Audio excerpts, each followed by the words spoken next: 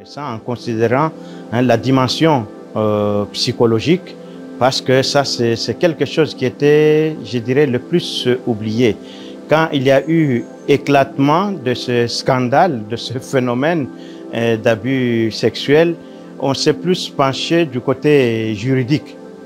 C'est vrai que la question a été confiée au dicaster pour la doctrine de la foi, aujourd'hui donc la congrégation pour la doctrine de la foi, et ça a été un peu plus traité seulement sur le plan juridique. Petit à petit, il a commencé à avoir un regard plus tourné vers les victimes.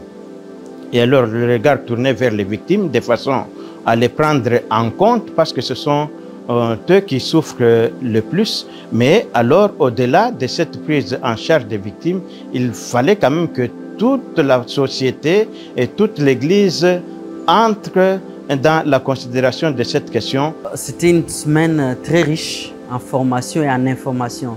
Pour moi, c'était une session de formation et d'information, parce que j'ai découvert beaucoup de choses aussi à travers cette session. Surtout, la richesse, c'était que nous avons des spécialistes dans leur domaine. Tu vois, tu peux lire un livre, mais si tu n'es pas du domaine, il y a d'autres choses qui t'échappent. Mais lorsque vous trouvez des gens du domaine qui vous expliquent, qui essaient d'éclaircir sur les détails, vraiment, c'est une richesse pour moi. Cela a permis de découvrir, ne serait-ce que la culture, des personnes venant de toute la région de l'Afrique francophone. Et on était ici pour un temps de partage, pour donner et recevoir. Ces mineurs, ce sont les futurs du pays. Et donc, il est important de les protéger, de mettre un cadre en faveur de leur protection, de les sauvegarder, parce que ce sont nos futurs. Les futurs responsables, les futurs éducateurs, les futurs enseignants, les futurs prêtres. Alors je repars de cette formation riche, à tout niveau, au niveau relations humaines, au niveau contenu de formation, au niveau confiance en moi, certitude dans ce qui m'attend, dans la mission qui m'attend. Je porte en moi un désir très fort, un désir profond de vivre pleinement cette sauvegarde, de travailler à cette sauvegarde, de faire en sorte que il n'y ait plus d'enfants abusés, que ça se sache Arrêtons de cacher, de garder pour soi, de faire comme si on ne le sait pas.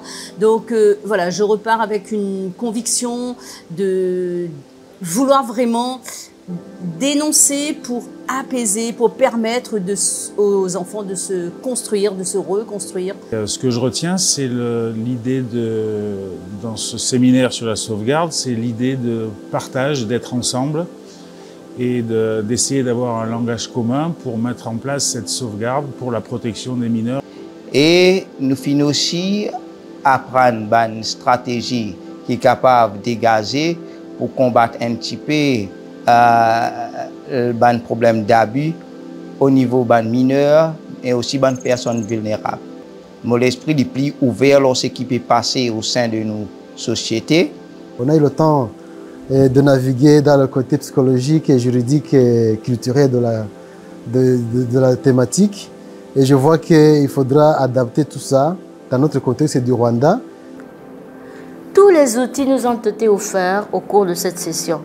En tout cas, beaucoup d'outils. Les animatrices sont très humbles. Elles disent c'est seulement une partie d'outils. Moi, je dis c'est beaucoup d'outils. Pour moi, beaucoup d'outils nous ont été offerts pour contribuer un tant soit peu à façonner la culture de la sauvegarde. Saurons-nous oser faire bouger les choses ?